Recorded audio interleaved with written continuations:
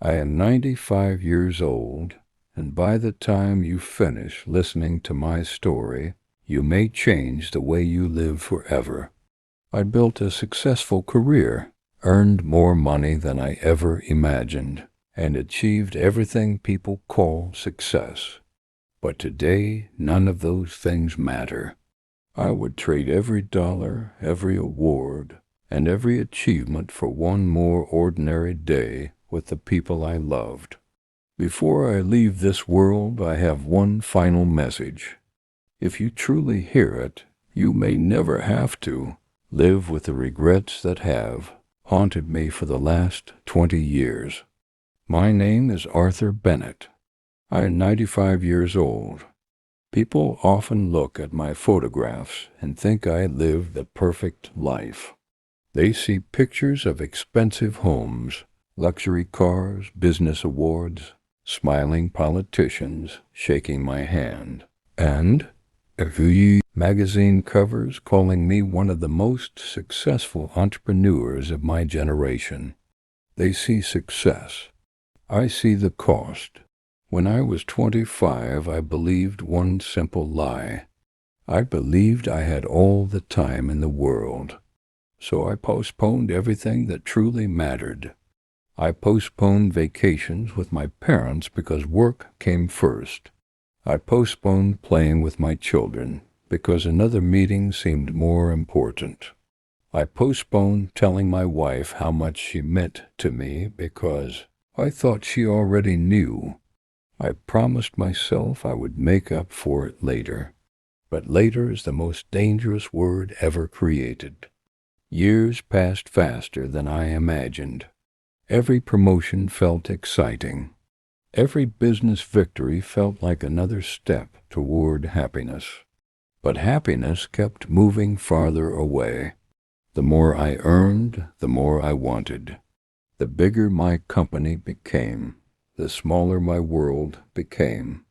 One evening I came home after another 16-hour workday. My daughter was waiting at the front door. She was holding a drawing. "Dad," she said, "I made this for you." I barely looked at it.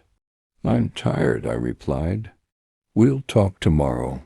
Tomorrow never came. The next morning I left before she woke up. The following week I traveled overseas. Months turned into years. That drawing disappeared somewhere in the house. But I never forgot the disappointment in her eyes. Today I cannot remember many business meetings. I cannot remember most of the contracts I signed. But I remember that moment perfectly. That was the first crack in the life I had built. Then life reminded me that nothing lasts forever. My father became seriously ill. He called me several times while I was preparing for the biggest presentation of my career. I ignored the calls. I texted him, "I'll visit after this project." The project ended. My father did not survive long enough for my visit. At his funeral, people spoke about his kindness, his patience, his generosity. No one mentioned how much money he made. No one cared. Standing beside his grave, I realized something that terrified me. One day people would gather around my grave too. Would they remember my love, or only my achievements? That question followed me everywhere. Still, I kept working. Some lessons require greater pain. Years later, my wife quietly packed a suitcase. She wasn't angry. She wasn't shouting. She simply looked exhausted. She said something I will never forget. "I never wanted your money, Arthur. I only wanted your time." Then she walked away. I tried to buy flowers. I tried expensive vacations. I tried gifts. None of them could replace years of absence. Love cannot survive on promises alone. It survives on presence. That day I understood another painful truth. People rarely leave because of one terrible moment. They leave because of thousands of small moments when they felt invisible. I wish someone had taught me that when I was young. After retirement, I finally had all the free time I had always wanted. But there was one problem. The people I wanted to spend it with had built lives without me. My children loved me, but they no longer needed me. My wife had learned how to smile without me. My parents were gone. The office that once couldn't function without me replaced me within weeks. The world moved on. I was the only one still holding on to yesterday. One afternoon I visited a quiet park. An old man was feeding birds beside a wooden bench. We started talking. He asked me one question. If you could live your life again, what would you change? I expected to answer quickly. Instead, I cried. For the first time in decades, I allowed myself to admit the truth. I had spent my entire life collecting things while losing moments. I chased success so hard that I outran happiness. The old man smiled gently. Then he said something that changed the rest of my life. The richest people are not those who own the most. They are those who leave behind the most love.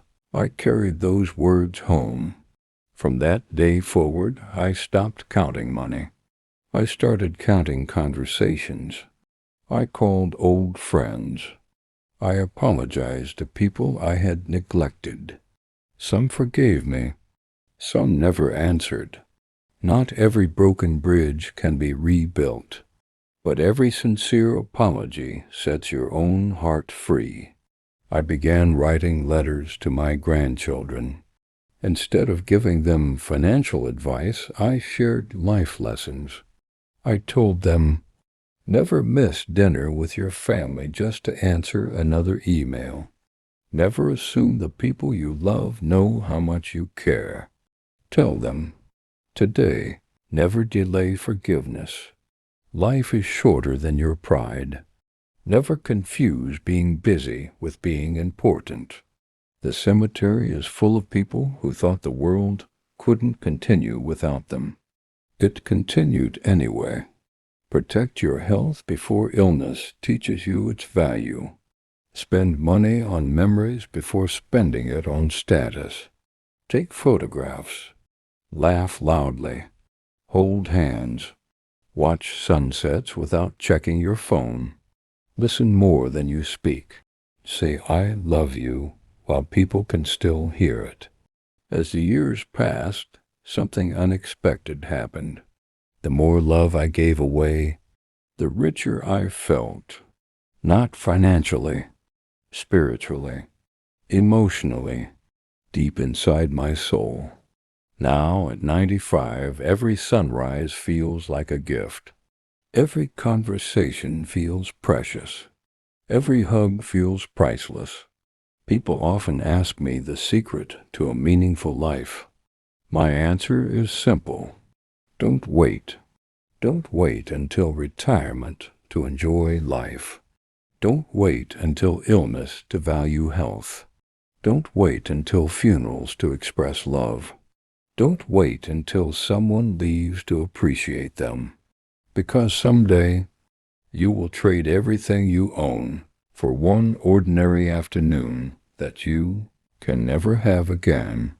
If my story reaches even one young person, if one father goes home early to play with his daughter, if one son calls his mother tonight, if one husband tells his wife how deeply he loves her, then every painful lesson of my life will have served a purpose. This is my final advice. Your greatest investment will never be in stocks, businesses, or property. It will always be in people. Success fills your bank account. Love fills your life. Choose carefully, because when you reach 95, no one asks how much you earned. They remember how much you loved. And in the end, that is the only wealth you will ever take with you.